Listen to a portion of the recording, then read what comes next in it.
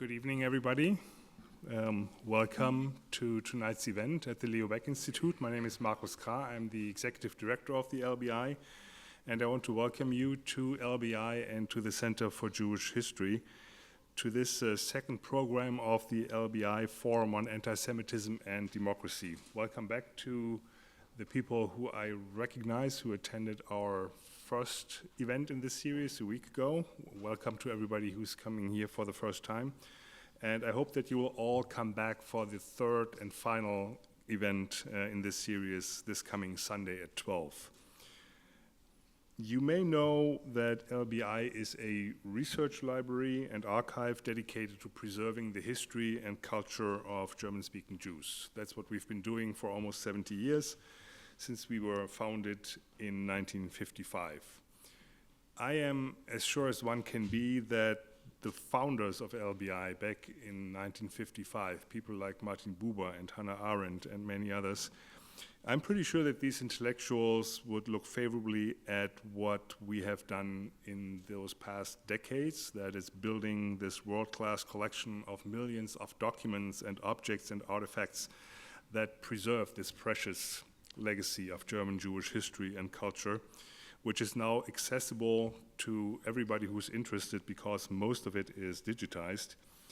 And I also hope that these founders would approve of the other things we do with this collection, like at our program tonight. That is, besides preserving, cataloging, digitizing those resources, we offer them as resources to the wider public as tools and resources for our current discourse, in which, as you don't need to hear from me, anti-Semitism has sadly become, again, an ever-increasing cause of alarm. So what we want to do is let these documents we keep in our archive inform our discussion of anti-Semitism and democracy and other issues today. Other issues like the inclusion or exclusion of minorities, the effects of exile and being on the move as refugees, questions of national identities, belonging and exclusion, all of which are reflected in the histories we preserve in the archive. Therefore, tonight, as in this whole series, we will start the program by introducing a set of historical documents from our archives. Renate, our Director of Collections, will do this in a minute. This will be followed by remarks by a historian who will place this document in the context of its time, and then by a public intellectual who will make connections between this history and the past. And then the two of them will engage in a debate, and towards the end of the program we also want to hear from you, your questions and feedback.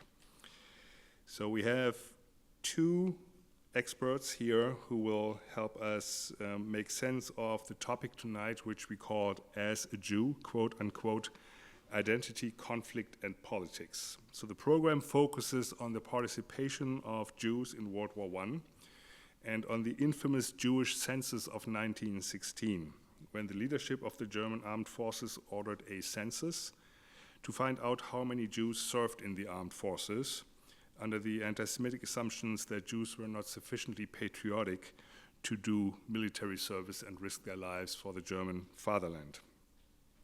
If you hear echoes of this debate in later historical events, I think you're in the right place. So we want to try to make sense of this and find out if this has any meaning to our current debates, and we have two experts to help us with this, who I would like to introduce before they later come up on stage. Philipp Nielsen is Associate Professor of Modern History, Modern European History at Sarah Lawrence College, and his work focuses on German and Jewish history. He's also a member of LBI's Academic Advisory Board, and he has dealt extensively with the questions we want to discuss tonight in his first book, which is called Between Heimat and Hatred, Jews and the Right in Germany, 1871 to 1935. And his research, interestingly, includes not just how Jews were the objects of right-wing politics in Germany, but also Jews who were engaged themselves politically on the German right. And he also deals with the tensions between these two historical phenomena. Emily Tamkin is a journalist whose work has appeared in many influential publications, among them The Forward, The Washington Post, The New Republic, Haaretz, and The New Statesman. And she has written 2 books dealing with tonight's topics. One is called The Influence of Soros, Politics, Power, and the Struggle for an Open Society. So it's safe to assume that she knows a thing or two about the demonizing of Jews by the political right. The second book is called, ominously, Bad Jews, and it deals with how American Jews, with the wide range of identities they come with, have positioned themselves and have been positioned by others vis-a-vis the big questions facing the American polity closer to the present. So I'm glad that we can bring such intellectual firepower to the stage, and I'm grateful to LBI trustee Charles Hesdorfer, who supports this program through the Erna and Heinz Meyer Fund, which he set up in honor of his grandparents. I look forward to an interesting evening, which will conclude after the discussion and the Q&A with a reception in the hall outside the auditorium. Thank you all for coming, and I invite Renate to come up and start us off. Thank you very much.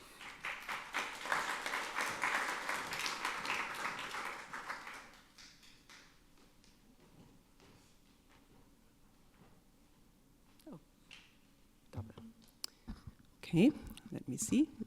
Can you hear me? Perfect. Terrific. So good evening.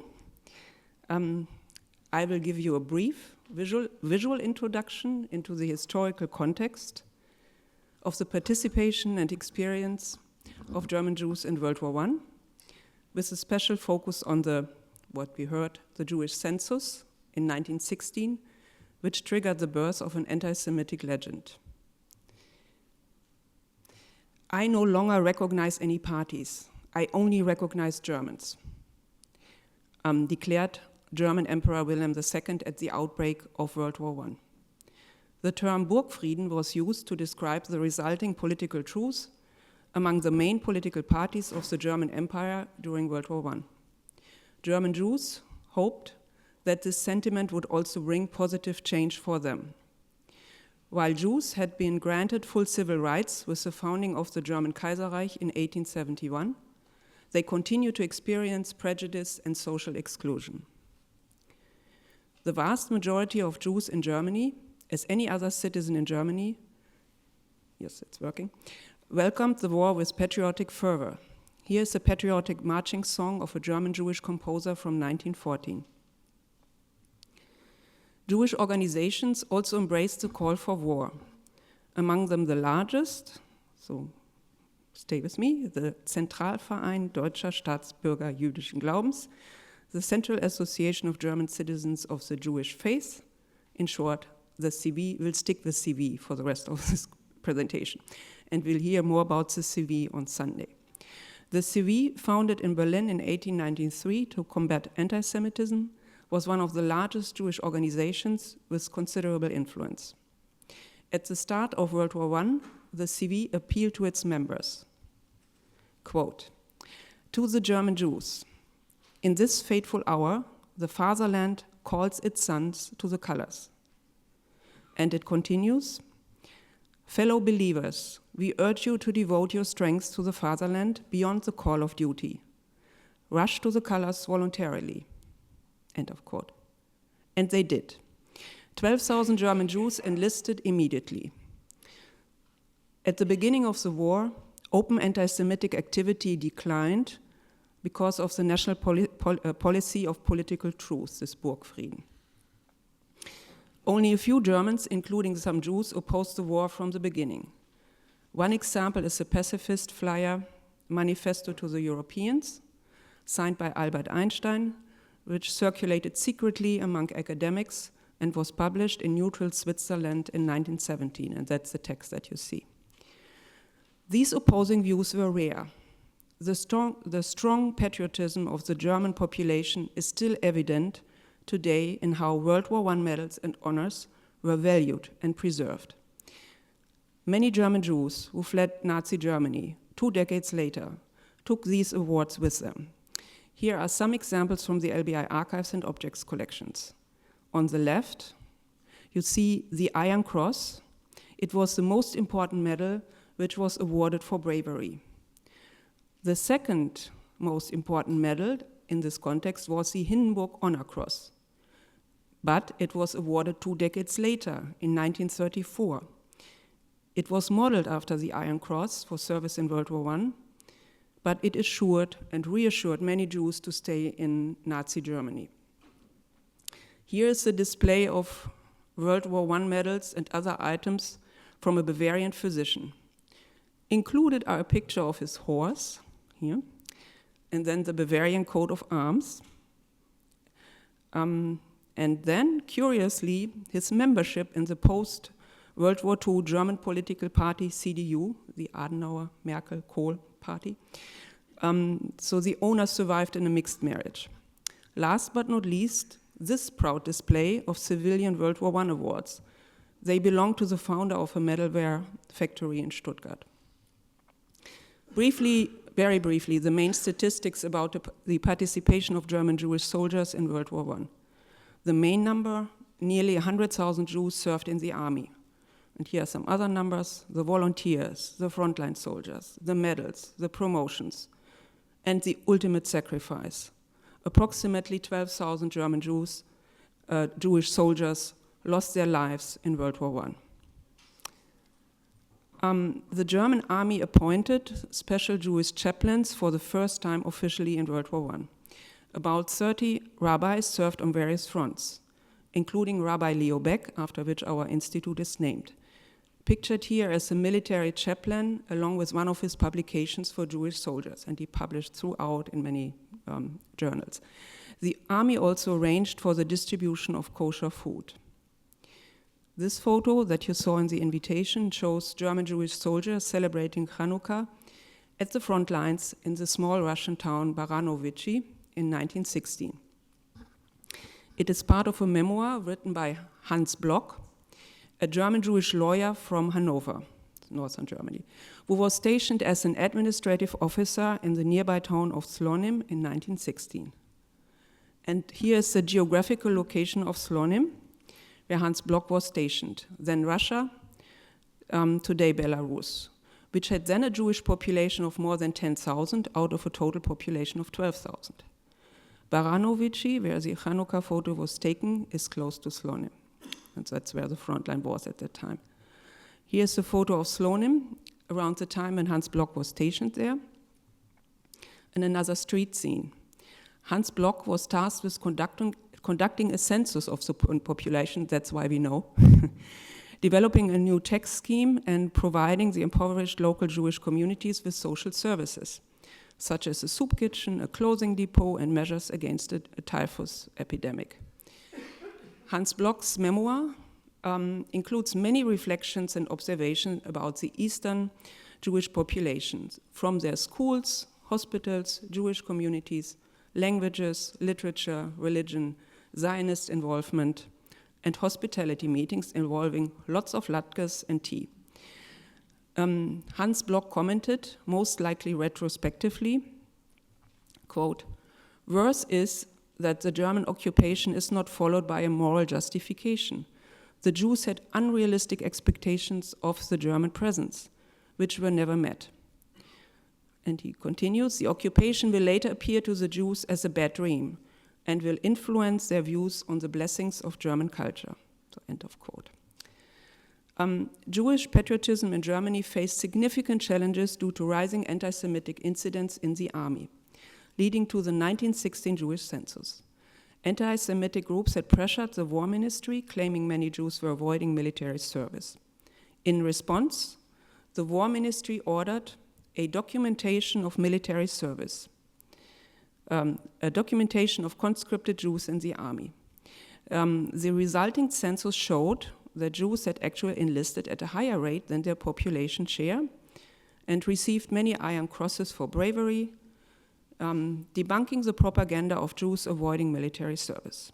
However, this information was not widely shared, allowing the false narrative of Jewish shirking to persist. So this damaging lie of 1916, Jews shirking military service, was immediately embraced and spread by anti-Semitic groups, as evidenced in an article in the 1916 issue of the journal On the Frontlines, published by the Association Against Jewish Overreach. One of the most influential anti-Semitic texts on the Jewish census was written under a pseudonym in 1919. It was first published in a journal and reprinted in 1921. The preface sets the tone, quote, "What has been done to the German people by its enemies, both on the outside and within, is a disgrace," end of quote. And in the text, the author manipulated official statistics and blamed Jews for the army's defeat. His narrative was widely accepted and was often used in anti-Semitic propaganda. The 1916 Jewish census lie contributed to the so-called stab-in-the-back myth, the Dolchstoßlegende, so this is the evening of extremely long German words, after the defeat of the German Kaiserreich in 1918. This myth, propagated by the military, nationalists, and anti-Semites, blamed the loss of the war and the empire on the enemy within, meaning civilians, democratic politicians, and especially Jews. It accused them of betraying the army and undermining the war effort. The idea of the German soldier being stabbed in the back persisted throughout the Weimar Republic and influenced later media and political campaigns. It became a foundational myth for the emerging Nazi party in the 1920s and 1930s. In 1919, several Jewish veteran groups formed the Reich Association of Jewish Frontline Soldiers as a Jewish counter-movement to these aggressive defamations. In this striking and widespread poster, the Jewish Veterans Association appealed to the German mothers, showing a grieving mother at a grave marked by an iron cross. The gravestone states 12,000 Jewish soldiers fell for the fatherland. This Jewish Veteran Association also regularly reported in its publication Der Schild on anti-Semitic incidents and actions taken to counter this propaganda. One special issue, probably from the early 1930s, is titled Waren wir Drückeberger, Were we Shirkers?, presenting statistical evidence to refute the claims. Other Jewish organizations, especially the aforementioned CV, also initiated similar publicity campaigns. This 1919 poster fought against claims that Jews were responsible for the country's struggles following World War I. It states, quote, "We refuse to be the scapegoats for all existing evil in the world. We demand the right to continue existing in peace as before in our German fatherland," end of quote. The CV also published extensive about the Jewish census in more detail. Also, the CV could not access the actual census data. It gathered evidence from local registries, obituaries, and other sources. Other Jewish voices and perspectives on World War I. The Orthodox German Jewish community mainly focused on internal and religious matters in their journal Der Israelit. The journal occasionally commented on political issues. Notably, in 1919, an article addressed the immigration of Eastern European Jews. And here's the quote: "The anti-Semitic propaganda has, in recent months, found a particularly suitable target for its purpose, the immigration of Jewish refugees crossing the Polish-German border." Continued, "We German Jews in particular have the damned," and that is verbatim, "we have the damned duty and obligation to continue to receive our brothers with human compassion and, each according to their abilities, to represent their cause before the authorities and public opinion without hesitation," end of quote. Der Israelit viewed Bolshevism as a significant threat to the Jewish community, not only anti-Semitism. On December 30, 1919, an article responded to the series in the London Times. An anonymous writer, Pseudo-Judeus, had equated Bolshevism with Judaism, which Der Israelit refuted, emphasizing that even competing factions within German Jewry shared this perspective. Now the last quote. Okay, 99% of the Jewish people see the Bolsheviks as their sworn enemies. It elaborated further, the Bund, a Jewish socialist political party and labor movement in Eastern Europe. Also the Bund, the fiercest enemy of Orthodox Judaism, is as far removed from the idea of world domination of the Jewish people as only a German assimilationist Jew can be. End of quote.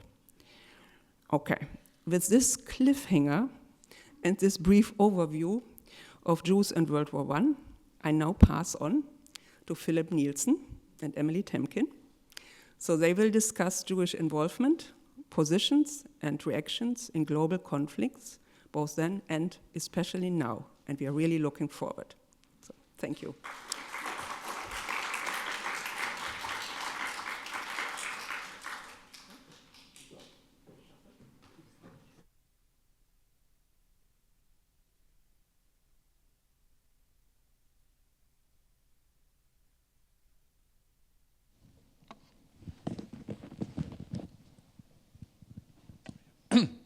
Hello, good evening.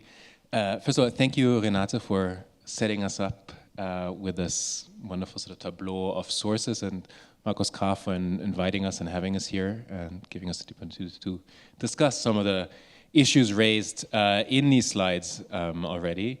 And I think one thing we thought about starting off, and what you can see here really is also the question both of patriotism or nationalism on the one side and then immigration on the other. And sort of how do you relate particularly to co-religionists that are of different political persuasion, that come from different countries. So in this instance, the response of German Jews to Eastern European immigration on the other hand, in light of anti-Semitic sort of attacks against them, both as other, and then in the wake of the end of the First World War, also revolution, right? It's not only the defeat and the defeat of Germany that is at stake here, right, which questions then the stance of Jews in Germany more generally, in what the Republic is going to be, but the parallel Russian Revolution and then the sort of common linking of by anti-Semites, Jews with Bolshevism or socialism and elsewise. And you can see, right, so we see this in the slides here,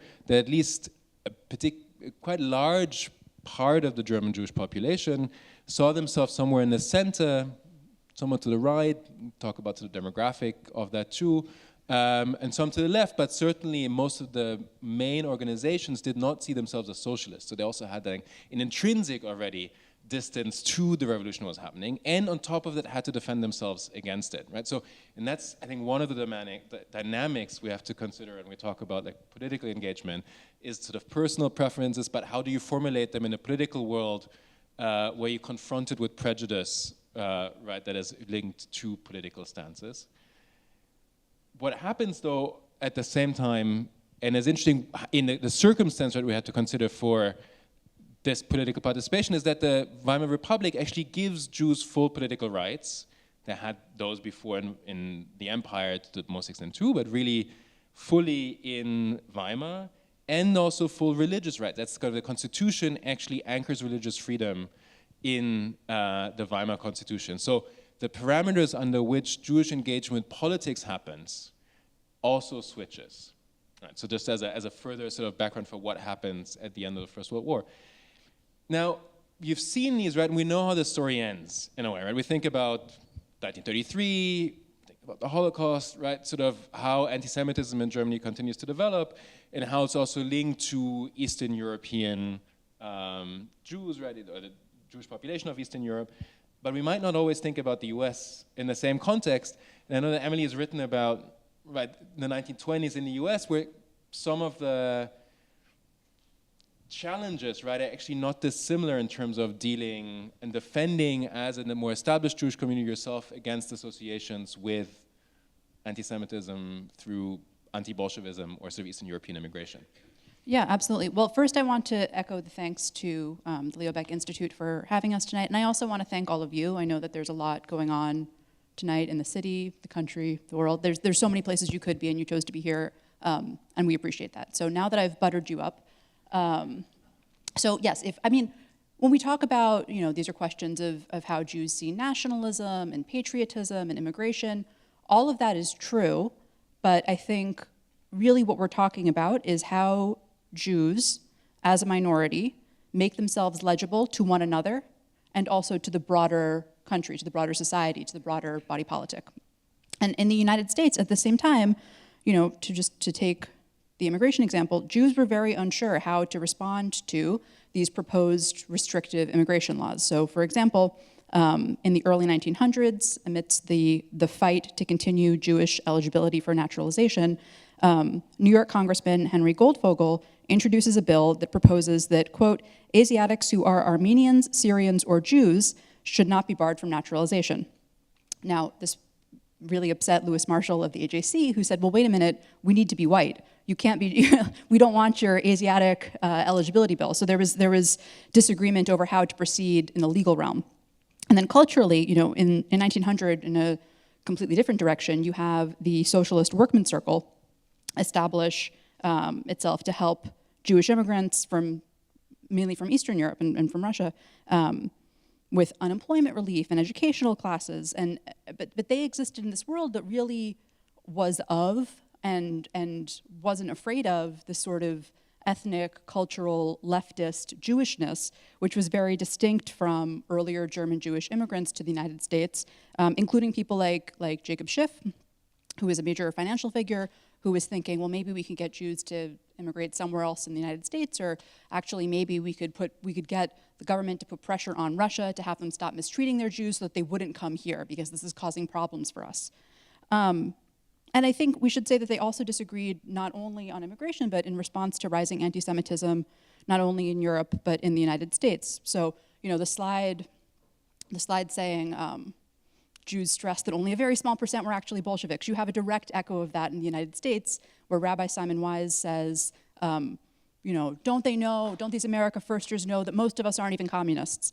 Or, in response to the rise of Hitler, when, by the way, half of Americans said that they had a low opinion of Jews. The American Jewish Congress and the Jewish war veterans favored public protest, but the American Jewish Committee worried that it would backfire against German Jews.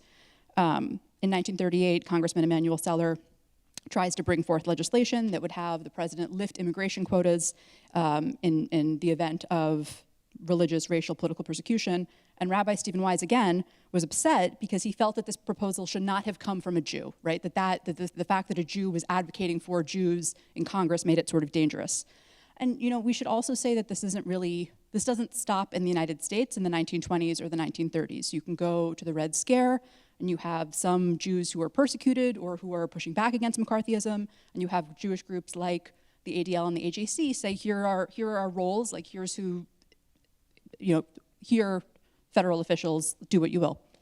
And honestly, I think you can go up to today and look at conversations that we're having today about who speaks for the Jews, who's a Jew, who's as a Jew, what's the Jewish position, what's good for the Jews in politics, et cetera. So, and I think one through line for me in all of these, and I want to throw this back to you for Germany in this period, is that I think in one sort of leitmotif is that you have genuine fear in these moments, right? When Stephen Wise is saying it shouldn't be a Jew who's bringing this forth, he's afraid. There's rising anti-Semitism, like that's fear. When Jewish groups in the 1950s were saying we will do whatever we need to keep our organization safe, I believe that there's an element of that's fear, right? But there is also a desire at the same time for control, to be the Jewish group that speaks for the Jewish groups. And I guess I was wondering how this mix of obviously legitimate fear in early 1900s Germany mixes with this desire for political control. I think sort of one part there too as a through line is like, what does it mean to be a Jew, right? And you mentioned sort of the opposition or the willingness to be called or unwillingness to be included in like white or non-white legislation, right? Sort of does it benefit you or not? And you have not the same, but similar debates in Germany, right? Sort of, are you, as we had the TV, right, a German citizen of the Jewish faith? Are you, and that's sort of pretty standard view for a large part of German Jewish population, but you also have at least the beginning of, Zionism and Zionist groups even smaller in Germany who contest that, right? And sort of, which actually hampers some of the effects or efforts to have a overarching Jewish organization, right, that sort of would speak for all Jewish communities, which again, sort of politically can be organized at this point as Jewish communities in a way that they couldn't and recognized by the states under the empire. And then you have the Orthodox, who also are stressing, right, a more religious identity, not a sort of more secular or democratic or national identity, right? So there are also questions about what it means in that sense, and how does that then relate, A, to politics, right? Where do you stand on politics? Who do you think your allies are in terms of both fighting anti-Semitism also and your stake within, German society? Right? Is it the liberals? Is it the religious parties because they're for religious freedom? Are they the socialists, right, because they have other ideas about it? And how you relate to anti-Semitism and particularly anti-immigrant feelings, right? Sort of, do you want to stress that you're different from those Eastern European Jews because you're really German, and partly because you believe that, but partly because it's tactically important that you do this? Or do you stress, like the Israeli, that no, actually, right, sort of, we have to have religious compassion with them, but we make a very strong line politically, right, against those who are then something else, which then includes the Bund. So these kind of political questions and identity questions also influence, right, both questions of power and control, right, precisely because there's also, it's a small minority, right, sort of it's 1%, not even, of the German population, even in the bigger cities, not much. So there's also a limit to what you can really do politically.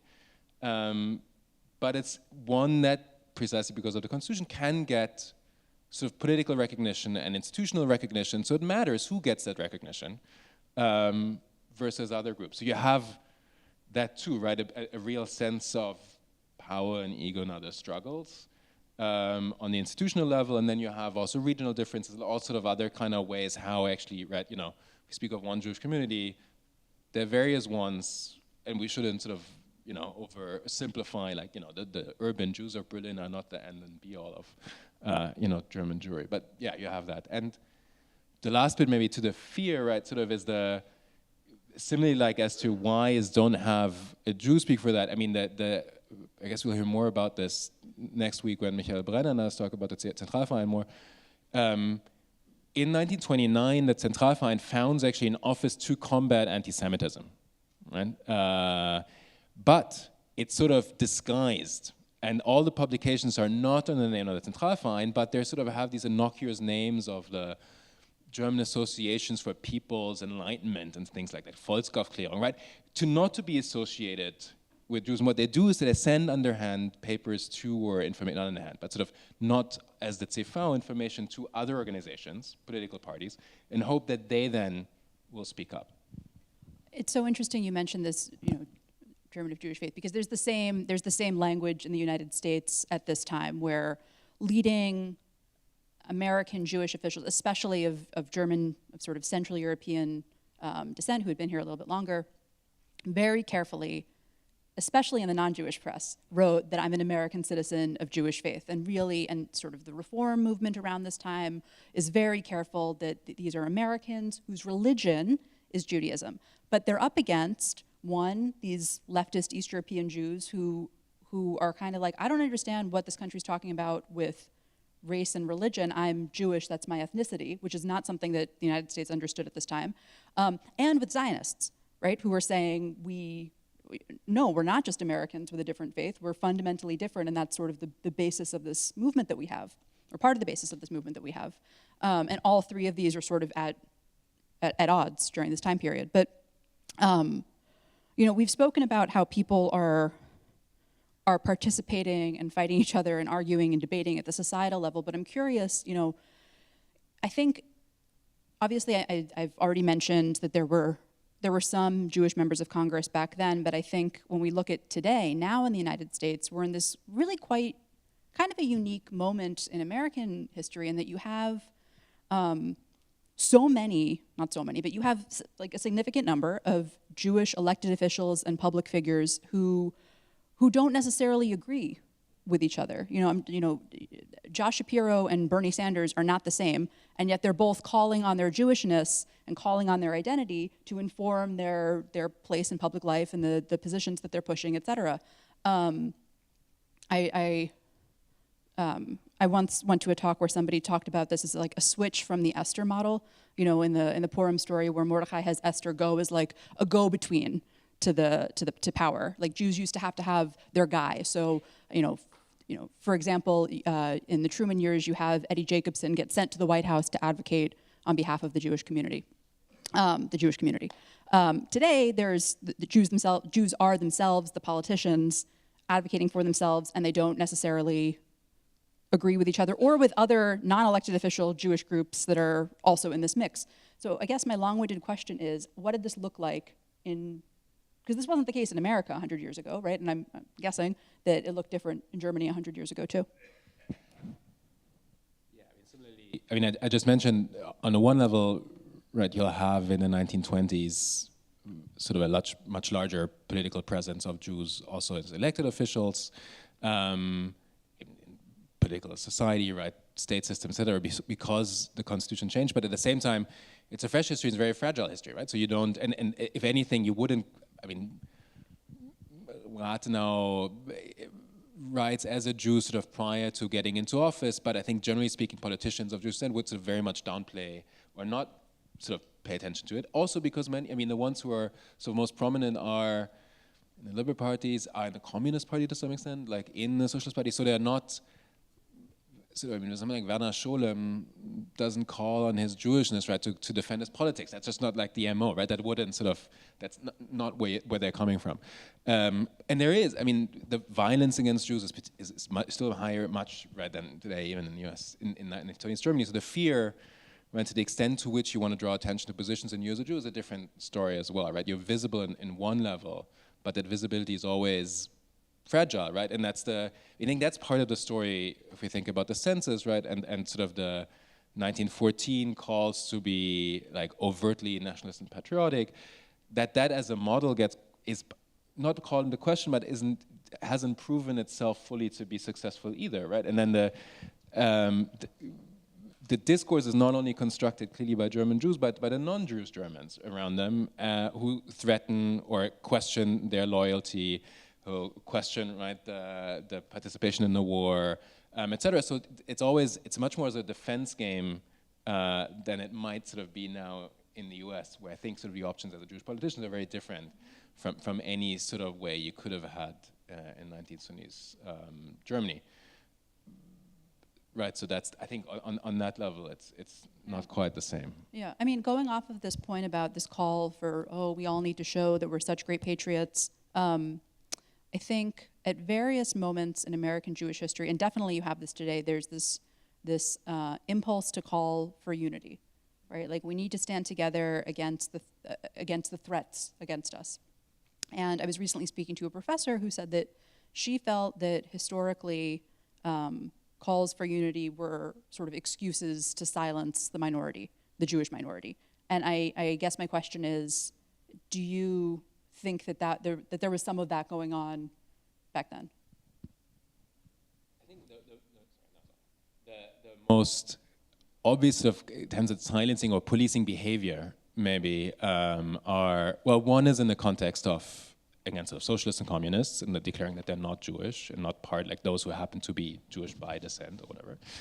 And then gender plays a huge role in that, right? There's a lot of sort of the 1920s in the wake of particularly the inflation and sort of anti-Semitism as against Jews as supposedly wealthier, better off, is against Jewish women that they shouldn't dress off as much during the holidays. They should wear less jewelry, right? They shouldn't be less visible in public, right? And that kind of behavior should be policed, right? Sort of based off on Jewish anti-Semitic stereotypes of Jews as wealthy and Jews as winners of the war, right? Sort of who supposedly came out much wealthier at the end of the war and kind of leached off the non-Jewish German population, and sort of in that sense a silencing. And then, there are just by numbers, right? Sort of the attempts to silence political positions, silence or declare them as not part of the general mainstream, right?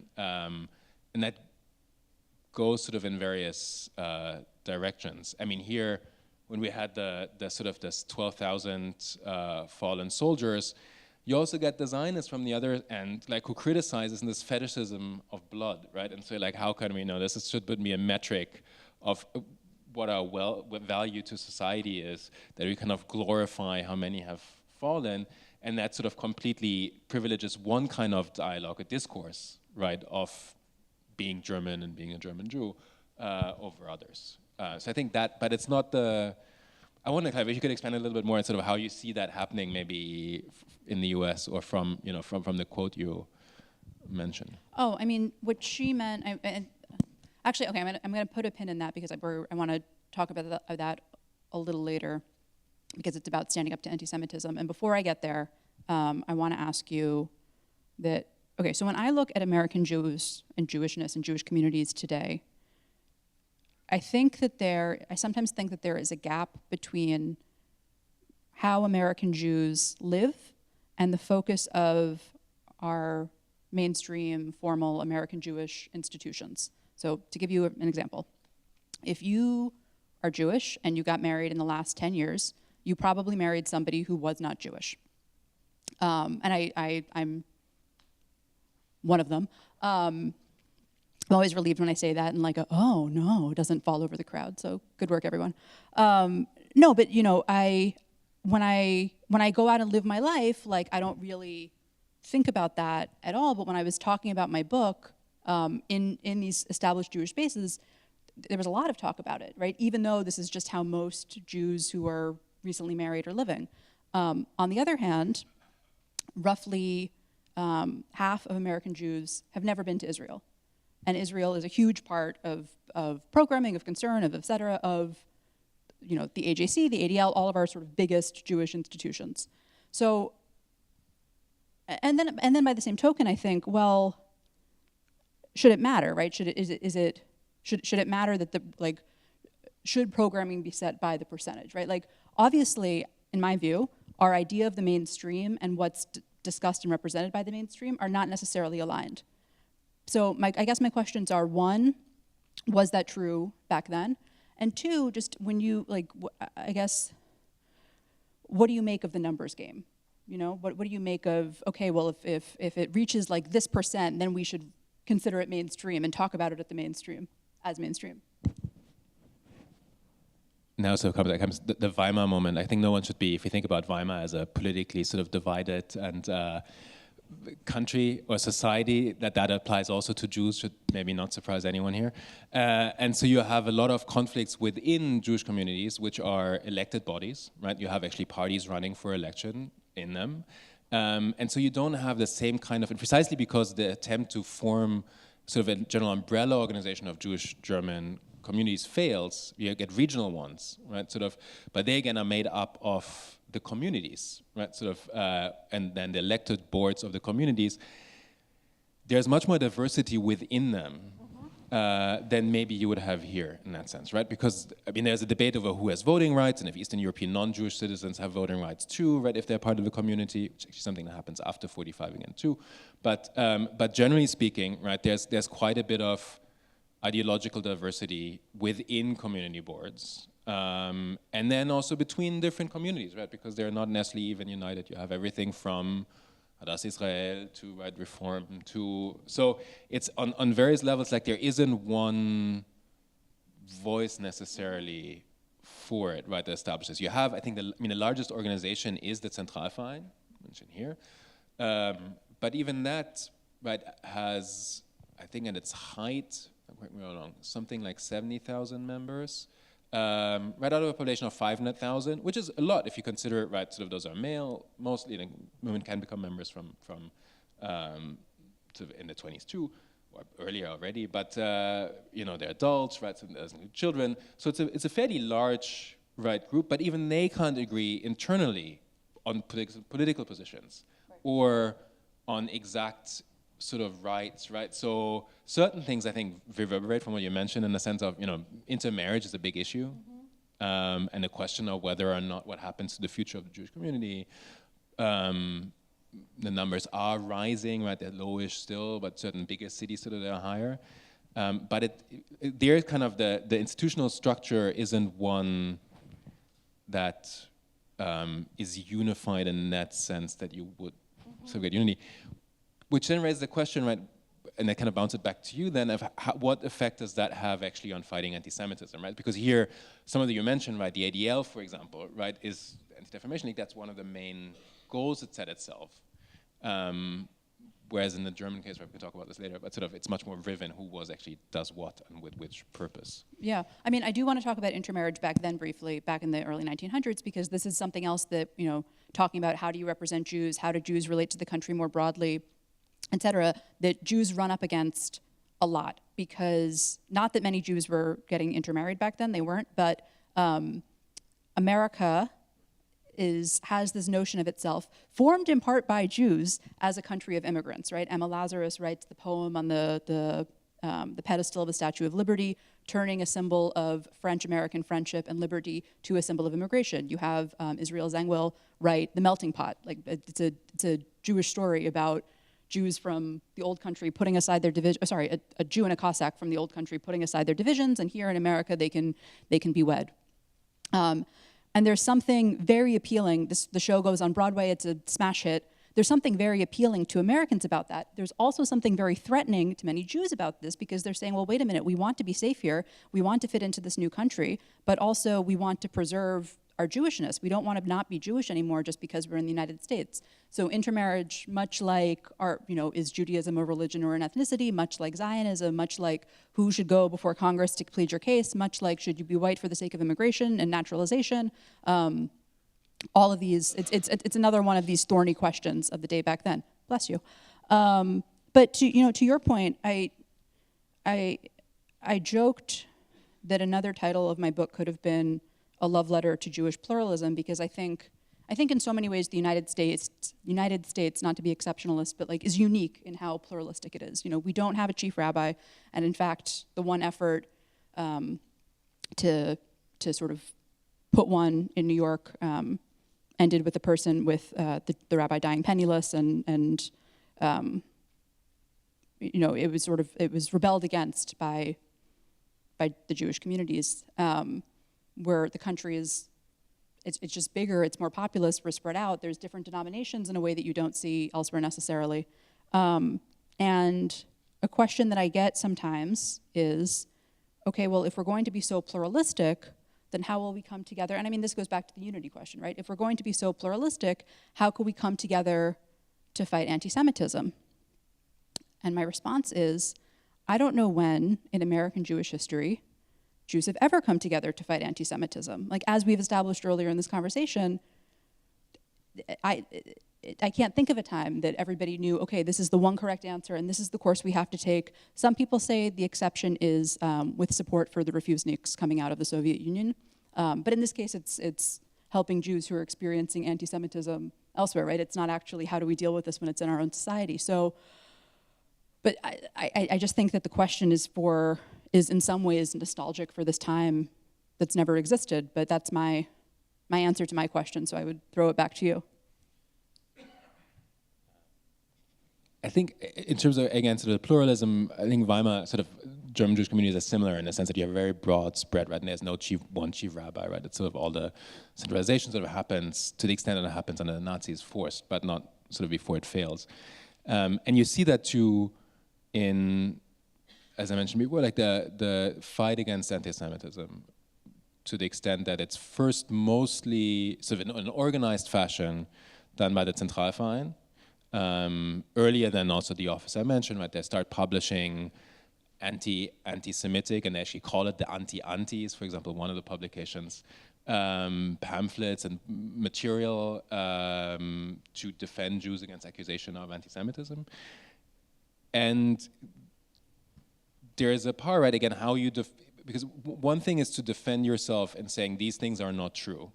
And that's actually one of the things that all the organizations run up against, right, sort of that anti-Semites have these quick and catchy, emotional slogans, and then you come with, statistics and things and why it's not true, and it's long, and it's irrational, it's elaborate, which is much more complicated, right? But at least kind of there you can mostly agree on sort of mainstream sort of liberal German Jews, the Orthodox Jews, on sort of the main points, right? So they can say, yeah, this is not true, the statistics are different, right? Sort of those are kind of the facts.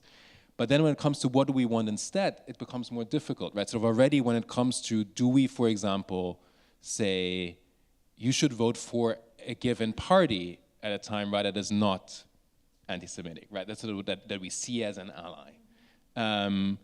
And initially, those are the liberal parties, right, which doesn't sit well with sort of further left-wing Jews or the Orthodox. But they're seen as a mainstay, right, for defending religious freedom and freedom of conscience in the Weimar Republic, right, so that is sort of a good defense on a political level. But increasingly, it becomes the Social Democrats, right, because they're a larger party. They have more influence over politics, actually.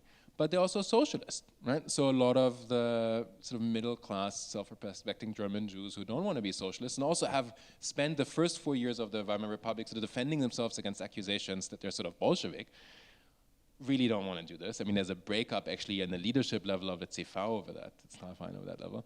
And the Orthodox too, right? Because the socialists are anti-religion, so we don't want them necessarily, but maybe the Catholics are a better option, right? Sort of already on the, when it comes to what does it actually mean on a political level to fight against anti-Semitism?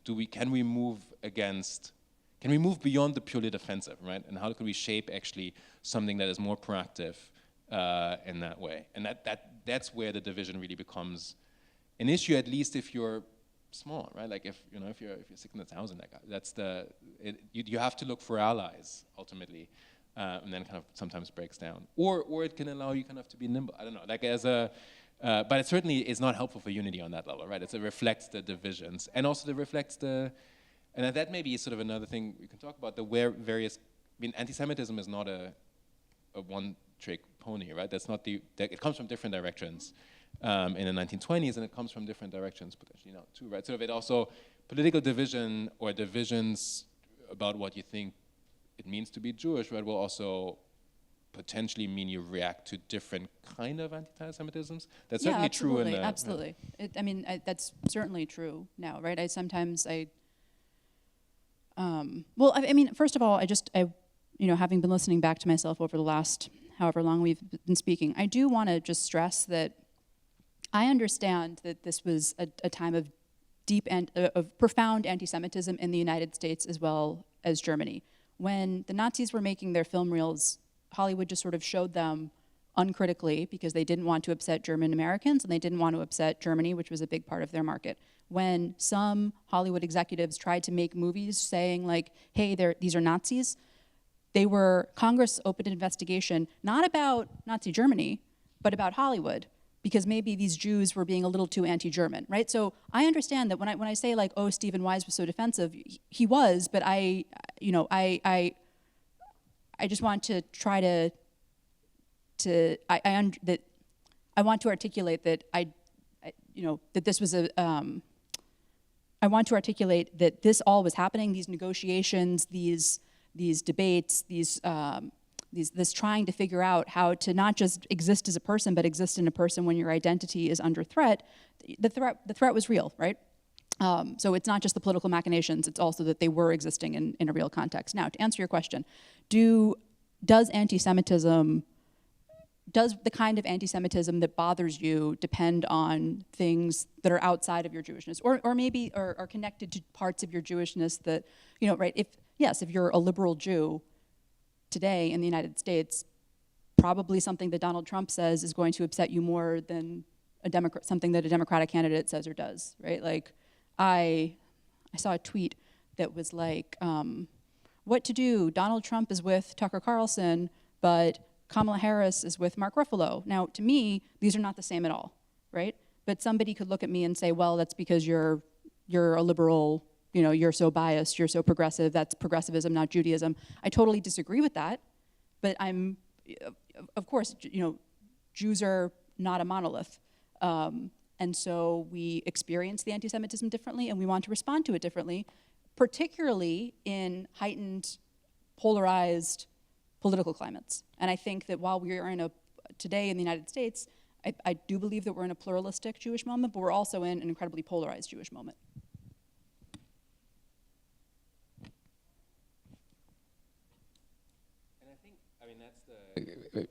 That's certainly the case in 1920s Weimar for politics, society more generally. It's true for, I think, the German Jewish community as well.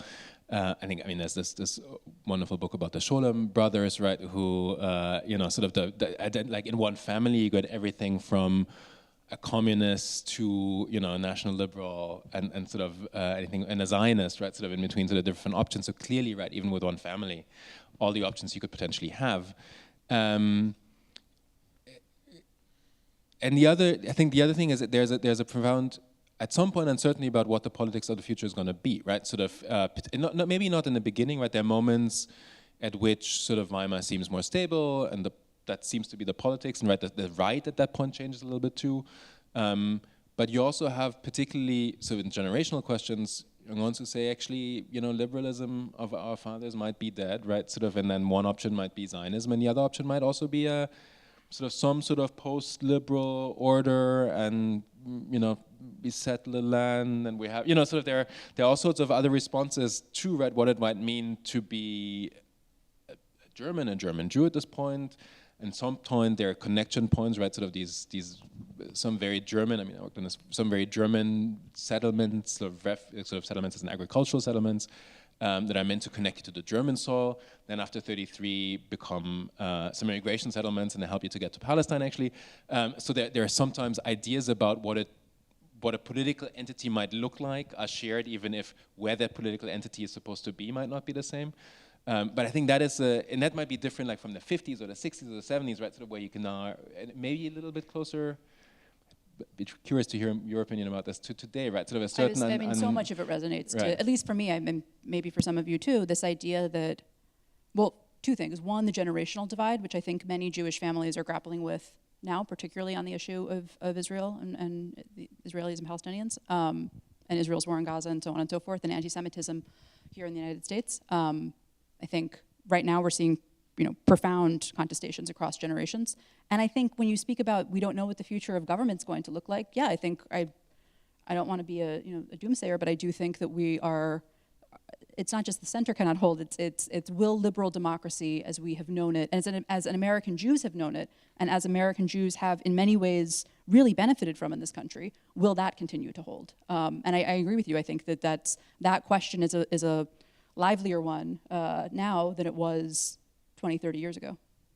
And maybe that is just kind of to go back to the slide we had very much at the beginning, right? The enthusiasm for the outbreak of the war, which, you know, is also there are certain groups that are not enthusiastic, but, you know, the general sort of sense that you want to defend the German Empire has also to do with the fact that actually, you know, by 1914, I mean, there was anti-Semitism for sure, but also the empire had been fairly stable, right? Sort of German Jews had sort of ascended in the ranks of society as immigration, right? Sort of, it wasn't all bad, right? Certainly there was then 1918, 1919, also welcoming of a revolution, but there are also things about the Weimar Republic, right, which are deeply, as a republic, that were unsettling. From, you know, the way that politics were organized. Beforehand, you were a member of a liberal party, regardless if you were Jewish or not, right? Sort of because cities had 3-tier voting systems, government in the cities was mostly liberal, right? And that meant kind of you were part of a ruling elite who had much more direct political influence.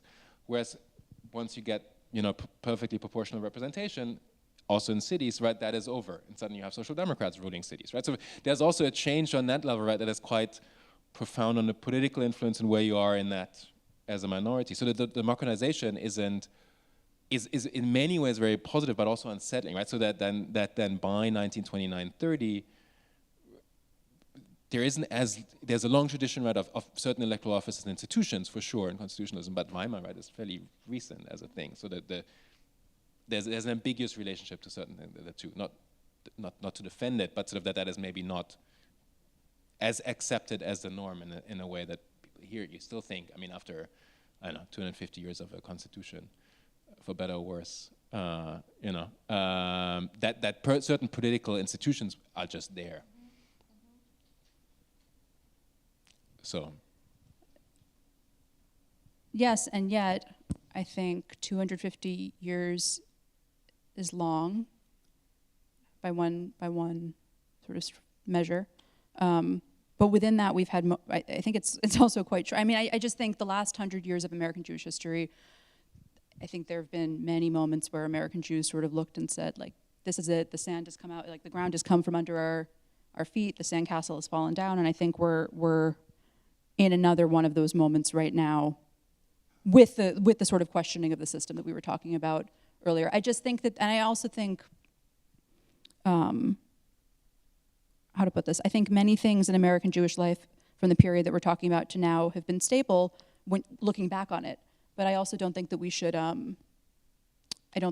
understate how tumultuous it was for American Jews in the 20s and the 30s and the 50s and the 60s, even as we talk about how profound challenges are today. On that note, I think we can move to questions from all of you.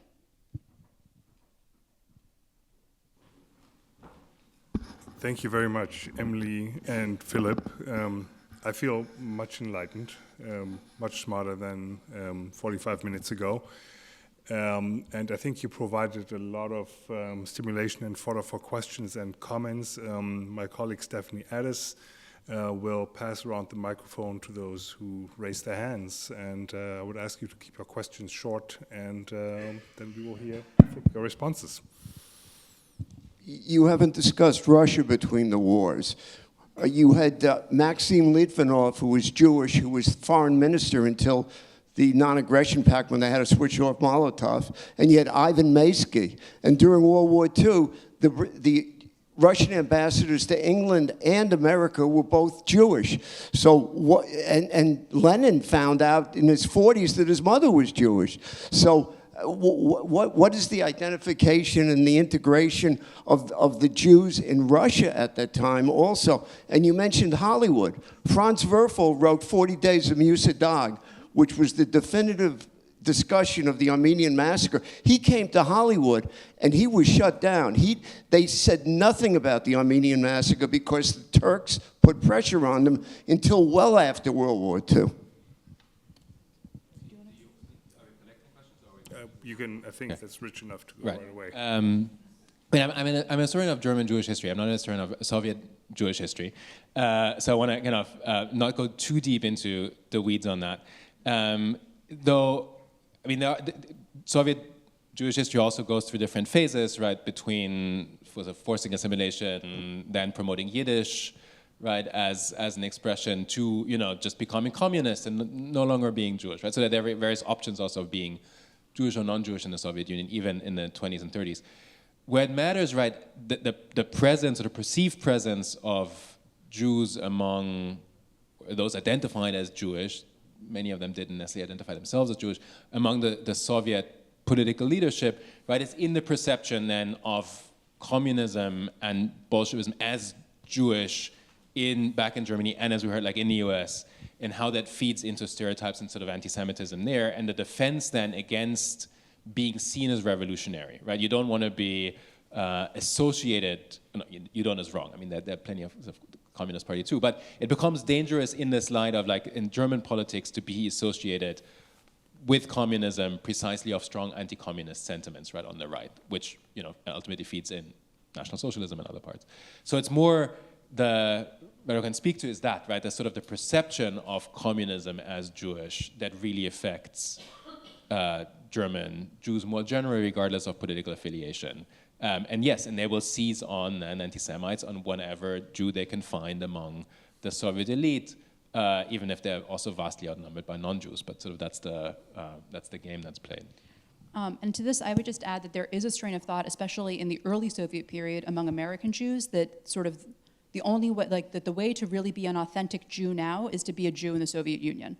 And this persists for a little bit until news of anti-Semitism in the Soviet Union starts making its way to the United States. But certainly at first, I think, particularly given the switch from the Russian Empire, which, as we know was, and as we discussed, was so intensely anti-Semitic as to drive all of these immigrants to the United States, there's this shift in perception as well for some Jews that if you're going to, that a way to hold on to your Jewishness is sort of to romanticize the Jewish experience in the Soviet Union, a notion of which they're disabused with the passage of time. I think your point about pressure on Hollywood, it wasn't just Germany that was pressuring Hollywood, or where Hollywood gave in to financial pressures. So your point there is well taken.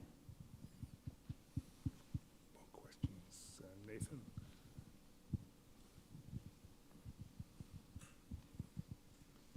Thank you. I came across a Facebook posting by Professor Samuel Heilman yesterday.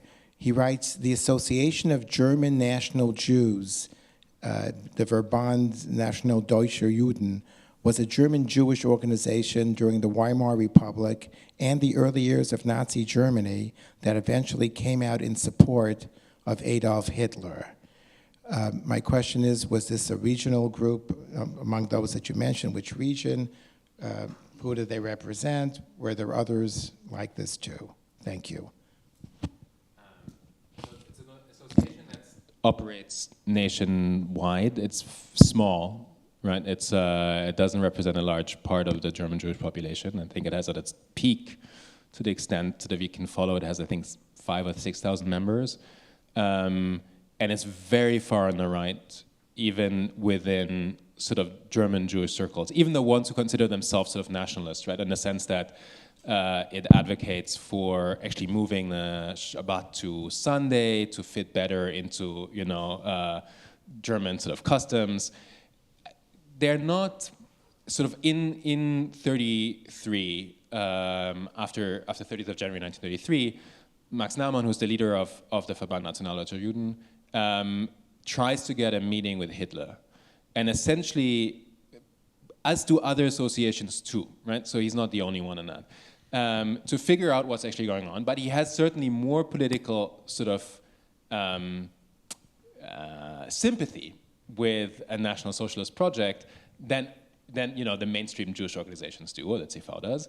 He never gets that meeting, right? So that doesn't happen. The furthest he gets is to Lammers and sort of Chancellery.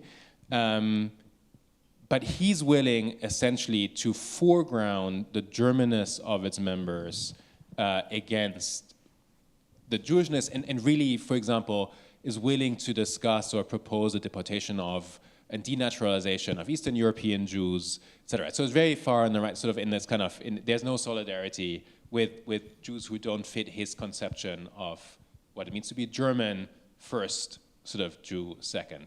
Again, it's not successful. They don't have then any big representation in actually the Reichsvertretung, Reichsverband Deutscher Juden, sort of that's founded by the Juden in Deutschland, sorry, not Deutscher Juden. That's sort of then forced on Jews in Nazi Germany, which tends, is mostly the mainstream leadership. The ones who actually do have or manage to get sort of preferential status for at least the first few years of the regime are veterans, right? And so the Reichsbund Jüdischer Frontsoldaten, through intercession of Hindenburg, right, as wartime commander, sort of get certain exceptions, for example, for dismissal from civil service, etc.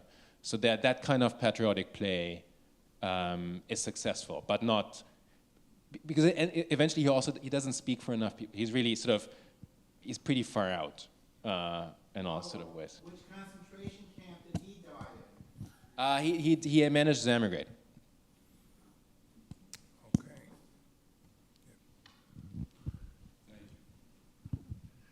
Okay. I read this book by Amos Elan called The Pity of It All.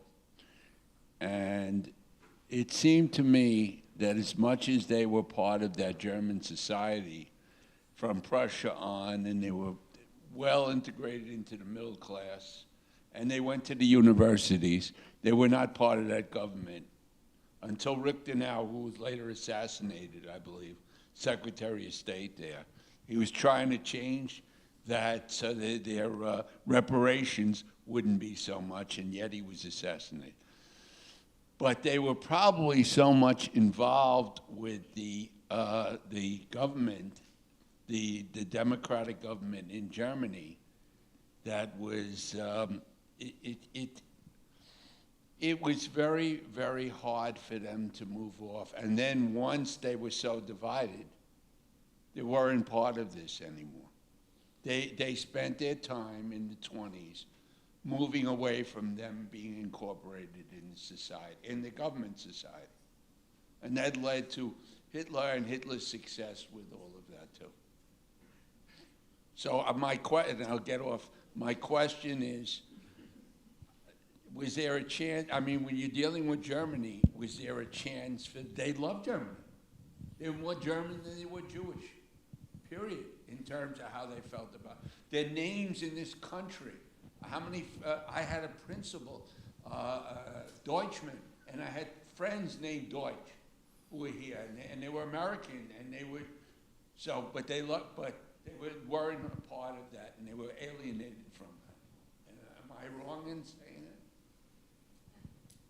I mean, certainly not in the 1920s, right? I also wouldn't go towards a sort of teleological story where sort of everything leads up to 1933 and they knew this before, and right, this is that German Jews, as I think French Jews or British Jews, had very sort of patriotic towards their country, and also in the 1920s. So again, I mean, that was part of how, you know, American Jews too, right? Sort of how you conceived of yourself as a citizen of that country and Jewish. And so to think in 33 that suddenly that wasn't worth anything anymore was hard, right? Like, and it was also hard to see that what happened in 33 would last. Like, you know, you had a lot of governments going. Some knew immediately that they should get out. But it took a bit longer. But I wouldn't say that in the 20s and 20s, like, German Jews were necessarily alienated from sort of their identity. If I understood your question correctly.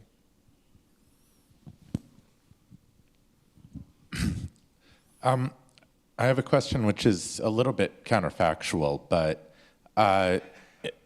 in the context of 1920s and early 1930s Germany, before the Nazis take over and when Weimar's political fate is undecided, can you imagine, based on the existing political forces that existed, a scenario wherein the country remilitarizes and moves to essentially renegotiate the post-Treaty of Versailles settlement, but not in a way that elevates Hitler and the Nazis, and in a way in which Jews, or at least certain Jewish factions, are able to participate in that process? In other words, can you imagine a 1930s non-Nazi but remilitarized, rearmed Germany in which Jews are playing a central role?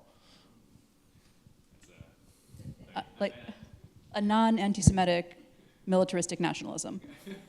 I mean, in some ways, so that's kind of not maybe it's not the counterfactual you're looking for, but I mean, German Jews on the right try to figure out, by comparing, for example, the National Socialists to Italy, to fascist Italy, kind of what fascism necessarily means. Does it have to be anti-Semitic? Might there be a place for Jews in that too, right? You can think of, you know, fascist Italy until not before really the racial laws, but like for a long time, had a very high percentage of Italian Jews being part of fascist parties and up to the military leadership. So they try to imagine that too, sort of, not in the sense of like, sort of they try to understand how fundamental the anti-Semitism for National Socialists is when the time kind of comes that this is living. It's pretty fundamental, they realize pretty soon, right? It's not fascist Italy. And so could there have been a 1930s Germany without National Socialism? Yeah, I mean, history is contingent, potentially, right? If the Depression hadn't happened, if Brüning had chosen a different policy, if, you know, there are a lot of ifs in that where something, but that's earlier, right? Sort of even post-inflation. So, but that's a lot of speculation. But sort of by the time you get to the National Socialists, right, at that point, no, right? Sort of there's no openness in that as opposed to other. I mean, one last sort of counterexample, sort of just to imagine how right-wing politics can also be different.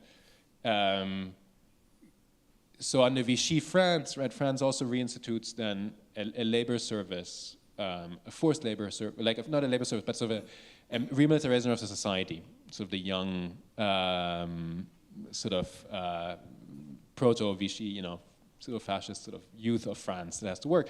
And Jews are part of that. Like Daniel Lee has written a wonderful book about that, right? At the same time as, if you look sort of towards the future, German Jews are excluded when the draft is reintroduced in 1935, right? So there it's very clear, kind of veterans of the past might be accepted, but they're certainly not part of the national future. Whereas under Vichy France, there is a bit of that, like if you're really a French Jew, for a time at least, it seems conceivable that you're part of that younger generation. So there are other options for that, but like Germany clearly doesn't have that. If you want to pursue the counterfactual questions, I think there are books by Garth Rosenfeld, president of the Center for Jewish History, on this, and by Jeffrey Gurok. So maybe the questions to those, the answers to those questions might be in those books. Marion, did you raise your hand? Marion Kaplan, and were you? Thank you, and thank you for an interesting discussion. This is partly about the Nazi rally in February 1939 in Madison Square Garden, and there are echoes of it from the Trump rally recently. And they both had, well, the Nazi rally was totally anti-Semitic, but the Trump rally had a lot of anti-Semitism in it, among many other racisms. And I was curious, you said Jews had certain moments of being despairing or upset, and I'm wondering if 39 was one of those. And I'm also wondering if either of you want to speculate about the Jewish community today and those who want to vote for Trump despite the anti-Semitism. I'd be curious, just what Emily or what Philip would say about that. Okay, to take the first part first, was 1939 part of a moment of despair for American Jews? Yes. I mean, I think anti-Semitism was at an all-time high in this country during World War II, while America was fighting the Nazis, anti-Semitism in this country was at an all-time high. And I think there was this sense, when you go back and, one thing that jumps out at me when you go back and read, articles, et cetera, from this time, one thing that really strikes me is just that nothing was working, right? Like nothing was making it stop. Nothing was making the war in Germany stop, the persecution of Jews in Germany stop, and nothing was keeping anti-Semitism here from rising, right? So this sense of pointlessness and helplessness, and that as Philip said, that they just couldn't see the future. For your second question, it's the future of Trump voting American Jews? Mostly about how American Jews will be voting for Trump, but why? Oh, so as we've heard, there are Jews who are voting for Trump in the 2024 election. Most of them are, or many of them are traditionally Orthodox Jews. So basically, we know what we think based on polling is that somewhere between 60 and 70% of American Jews will vote for Democrats. The bulk of the rest will vote for Donald Trump. Some probably will stay home. When you ask Jews overall what their main issues are in this election, the top two are democracy and abortion. When you ask Orthodox Jews, you better not be laughing about abortion rights in this country, sir. Not the top two issues. You think so because I am saying based on polling of American Jews, the average American, based on polling, American Jews' top two issues are democracy and abortion. Jews who feel that way will be voting for Kamala Harris and the Democratic Party. Many Orthodox Jews, or Jews for whom Israel is the number-one issue and a particular vision of what it means to support Israel, will be voting for Donald Trump. Additionally, while I think it was something like 14% of American Jews consider immigration the top problem facing this country, or one of the two top problems facing this country. When you go to Orthodox Jews, that number comes up to 21%. So, and the economy becomes a more pressing issue too. Again, this is based on polling, not my own personal views. So I think these are the differences in motivations between Jews who are voting for Kamala Harris and Jews who are voting for Donald Trump. Thank you. I think we have time for one more question. Could you pass it over there?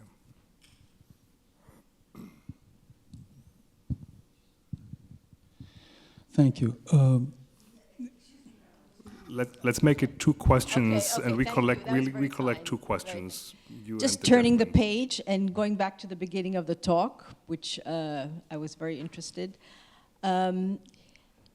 You were mentioning at the beginning of the talk about all these Jews who were so enthusiastic about the war, enlisting in 14.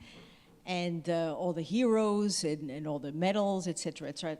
But my question is, how did the Jews in the Austrian-Hungarian Empire, who were Jewish soldiers, one of them was my grandfather, who was drafted at 13 and poor orphan, you know, from a shtetl, you know, it was very, very hard. How did these are, a lot of these Ostjuden went to Germany afterwards, but most of them really wanted to get away altogether from the German. So my question is, how did these were not considered heroes at the time, were they, or were they not? The Austrian-Hungarian Jewish soldiers, and did they make all these surveys for them? Did they do research on, you know, how patriotic were they were, etc.? I mean, what was the difference between the two countries in that and were the Austrians as anti-Semitic right after in the same manner? Let's collect a second question and final question, and then we have to conclude. You both made attempts to compare what's going on now in the United States and in the world with the dynamics of what happened in the early 20th century. So my question is it even possible to make such a comparison? Because the way I look at it, and I've been more and more interested in this personally, I was born in Brazil, and in Rio de Janeiro. I grew up in the south where many Jewish settlements, not many, a couple of Jewish agricultural settlements were created, and Argentina, Uruguay, that area over there. There was a massive assimilation, even though I went to 2 Jewish schools, one in Rio, one in Porto Alegre. None of them had any type of religiosity involved, no Sidurim, no Torah, nothing. So what I think is that I can't imagine us comparing anything that's happening today to what happened at times, like, for example, the little that I know, Walter Benjamin and Gershom Scholem, right? They were close, but they were very different, except that, you know, one was a Kabbalist, the other was a philosopher. But they could talk. There's a lot of in common between them. And then we have Kafka, for example. And these are things that I just know superficially, that I don't think he had a Jewish education, but he took interest in learning Hebrew, probably understood Yiddish, and he had that issue with his father in the synagogue and this and that. I think we have to turn this into a question to allow the panelists to answer. It's already been made, really. The question is, considering these two, do you think, how can you even compare? Yeah. Okay. Okay, so I can take the second one, and then you'll take the... the point is not to say this is just like that. This is obviously not just like that. Okay, when Jews in November of last year held a rally on the National Mall, the first call that the organizers made was to the head of the Department of Homeland Security. That is fundamentally different from the dynamics that we're describing in Germany in the 1930s, obviously, right? The part is to say, are there social dynamics then that we can look at and say, hey, that's different to or similar to now? It's to learn from the past so that we can both understand it better and hopefully illuminate our own present better. It's not to say, yes, we're in an exact parallel to back then. Just to really stress, I think, you know, I understand there's a lot of fear around anti-Semitism in the United States right now, but I think even if you just look at the comparison in the United States, there are just real differences between anti-Semitism being at an all-time high while the country's fighting the Nazis and what we have before us right now. So that's my answer. And now for our final answer of the night. To add to this, right, I think the point of comparison is more about sort of pluralism. That's when we want to talk about sort of pluralism within Jewish communities. And I think there, right, the breadth of sort of the Weimar experience in a moment of perceived political crisis, perceived or real political crisis, and engagement with politics, and then sort of thinking about today, right, again, sort of a very pluralistic Jewish community in the US, and at least the sense of perceived political crisis and rising anti-Semitism allows us, right, to think of where might be similarities, where might be differences, how do different reactions play out based on context, but based on political and on sort of Jewish context. So to think, it helps us, right, hopefully maybe, to raise different questions, right, or to think about the past or the present differently by looking from these different angles. I think that's the purpose of the comparison, not necessarily to say one is like the other. But, you know, I learned certainly from Emily and reading Emily's book, right, to think about the 1920s Germany differently, partly because the 1920s America, right, actually had some similarities to 1920s Germany that you often don't think about because Germany is always this sort of example out there. It might help to say like, there are certain parallels that are not only there. But that's sort of just one way. But to go to the First World War, right? One, the history of the Austro-Hungarian army is very different in the sense that because it's a multinational empire and Jews as German speakers, particularly sort of the German-speaking lands, actually have better career path in there than they have in the German imperial army, where sort of becoming an officer is very difficult, aspirational but difficult due to anti-Semitism. And so one thing is also the expectations once the war breaks out, that now with the promulgation of the emperor, right, in the German army, these barriers will be shattered, right? And if you had sort of any idea that you would have to integrate into the nation through the military, now this would be possible. In the Austro-Hungarian case, that's not necessarily the way you have to integrate into a multinational empire where the identification is much stronger with the multinational part than with the national part.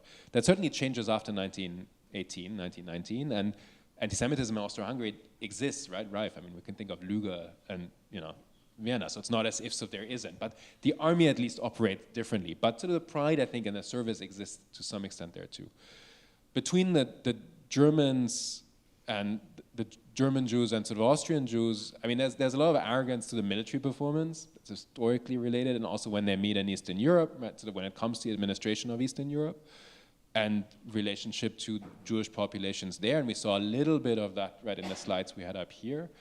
But there's quite a considerable arrogance of German Jews, partly also not vis-a-vis Eastern European Jews only, but also how the Austrian army is handling all these things. And so there are certain moments of interaction, and depending on also where you're on the political spectrum, of seeing yourself spiritually in Eastern European Jewry, because that's the real Jewry, right? Particularly then the ones from Eastern Europe proper, right, or the Austro-Hungarian parts that are more sort of quote-unquote Eastern European. So it really depends. It kind of depends, right? The political military side is different because of the prehistory to how the military is organized, and then how it's experienced in the moment depends on where you're stationed, what your political background is, what you think about Eastern European Jews getting there, and what you think about Austrian Jews getting there. But one thing I want to say about the last thing, maybe it's not a good word to end, but if you think about this, nonetheless, the Eastern European, Central European Jewish space, right, and of German-speaking Jewry, there's a lot of movement also before the war. And if you think about some of these rabbis, right, and training, even though military ones and others, they get their training in Breslau, and then they get their first post in Hungary, and then they get one in South Tyrol, and then they might move to Germany, right? Sort of, there is one of the military rabbis, that's a military rabbi for Germany, right, starts his training, is born in Hungary, trained in Breslau, then is in South Tyrol for a while, and then ends up in Germany, becomes a German citizen there, right? So, and then ends up serving in Eastern Europe. So there's also a lot of movement in the space that connects it. Yeah, not a good last word. No, for the on that last word, we want to thank all of you again for coming, and we also want to thank the LBI for having us. We will turn it over to them for final words. Thank you, back to you, to Emily Tamkin, Philipp Nielsen, Renate Evers. And I invite you all to continue our enlightened and civil discourse about the past and present at the reception in the Great Hall. Thank you all for coming. Come back if you feel like it on Sunday at noon for the third installation of this series. Thank you.